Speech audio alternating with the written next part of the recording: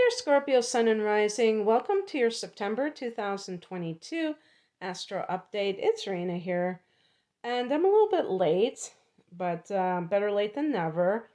And um, and actually, the Sun is in Virgo, so that hasn't been something that I've missed. It's been in Virgo since late August, but I'm ahead of time for Venus to also be in Virgo, to go into the sign of Virgo on the 5th of the month. For Scorpios, this is your 11th house. The 11th house is a house of hopes and wishes, friendships and groups.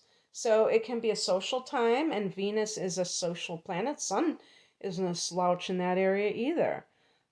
This might be a time when those very lone wolf Scorpios start to venture out. Would you call yourself a lone wolf, Scorpio? For some reason, I think of Scorpios as um, solitary figures. Not that you can't be with other people at all, but just that you might be very much into yourself and into your significant other if you have one, or you just like that. You don't you like quality, not quantity of people. So this can be, I think of the 3 of Cups in the tarot, of how this vibe is. And um and and it's also the house of gains. So Venus can bring money, and gains means money. The gains are coming from your career, which is that adjacent house, the 10th house. So I think it's because it's the second from the 10th house or something, and the second house is about money. And actually, the second house rules is ruled by Venus. So when Venus is in the 11th house, there might be the possibility that you get a raise, or if you have your own business, that you see an uptick in sales. Um,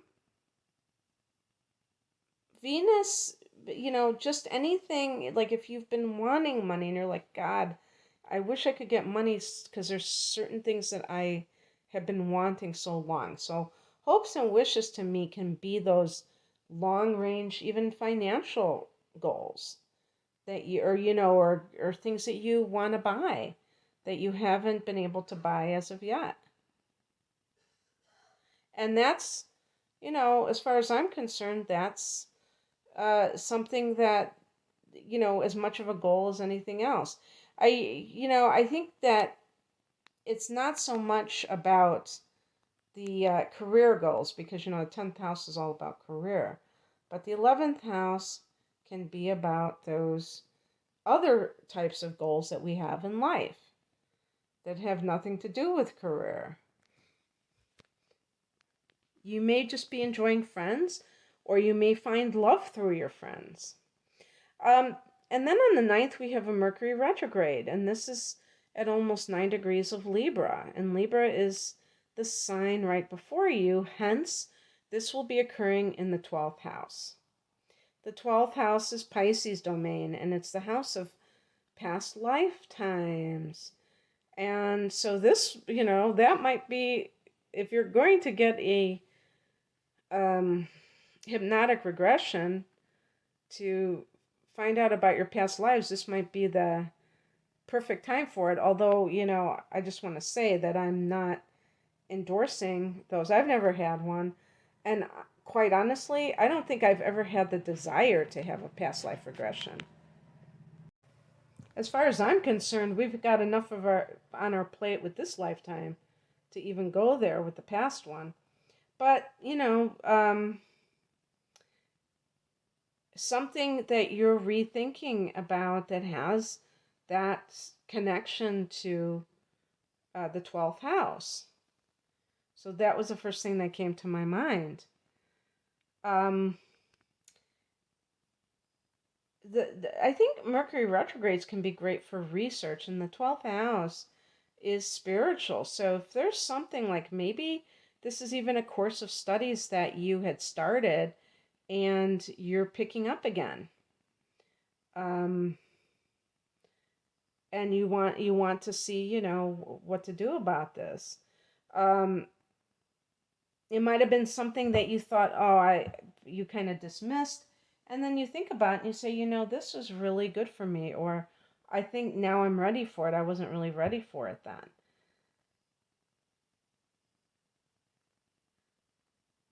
On the um, 10th of the month, we have a full moon at 17 degrees of Pisces. So Pisces is a sign, you are the middle water sign. So Pisces is the last water sign. So it is going to be in that fifth house of romance and creativity. And, it forms a trine to you. So it's a very friendly angle. So it's very cooperative for affairs of that house, and this, I have to say, first and foremost, a warning that if you're a woman and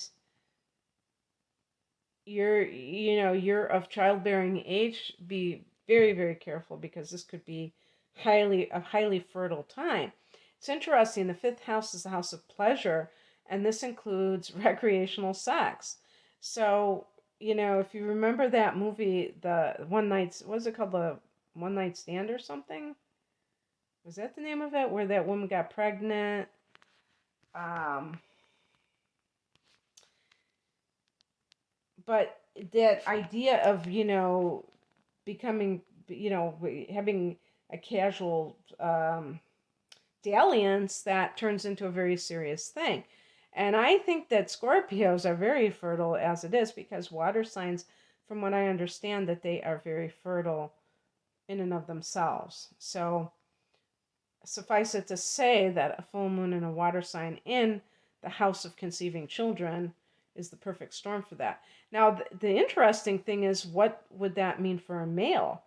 Would they have, magic sperm at that time? I don't know. I can't say. So, this is great for the artist. It's very creative. Maybe you're finishing an artistic project. The full moon can be some kind of an ending, a culmination. Um, but this is great for falling in love, too. It's very romantic. And Pisces, in and of itself, is very romantic. So it's just, I think it's going to be great for you to do.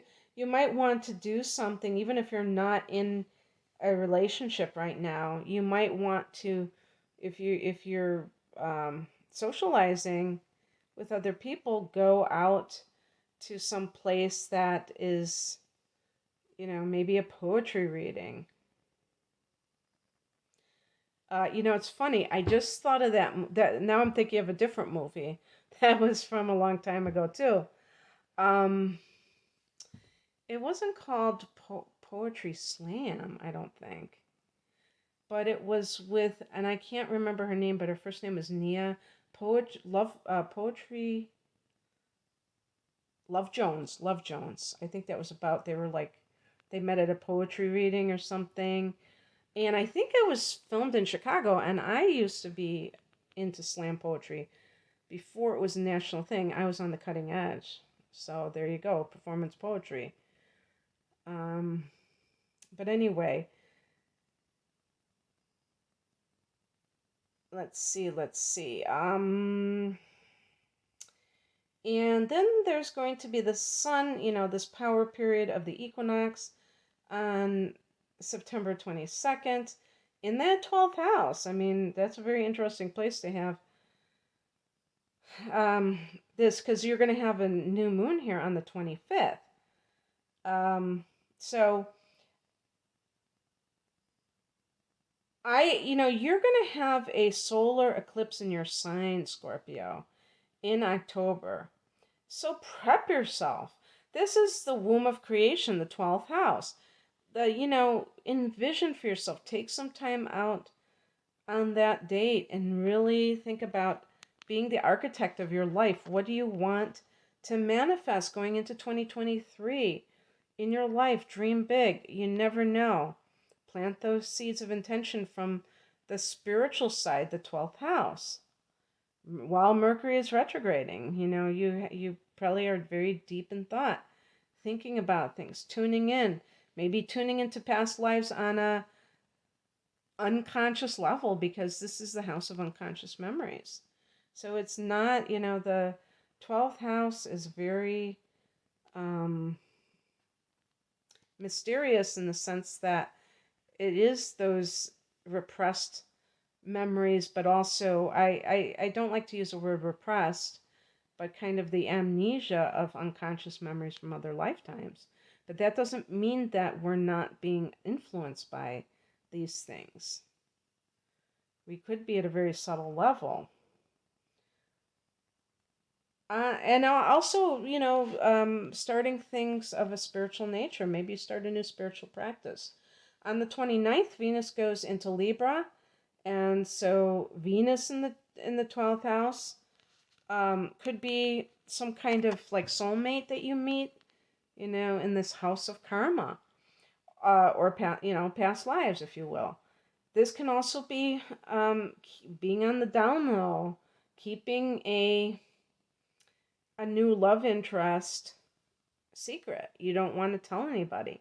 If you do meet them through friends, you might feel like, hey, I don't want everybody putting their 2 cents into my business when I'm trying to grow this situation. I don't want to have uh, anybody's like judgments for whatever reason. So yeah, that's what is happening, and I hope that you enjoyed this, Scorpio. If you would like a private reading, the link is below. I have some specials going, double readings. I'm at Rainy Moon Astrology. Take care. Bye.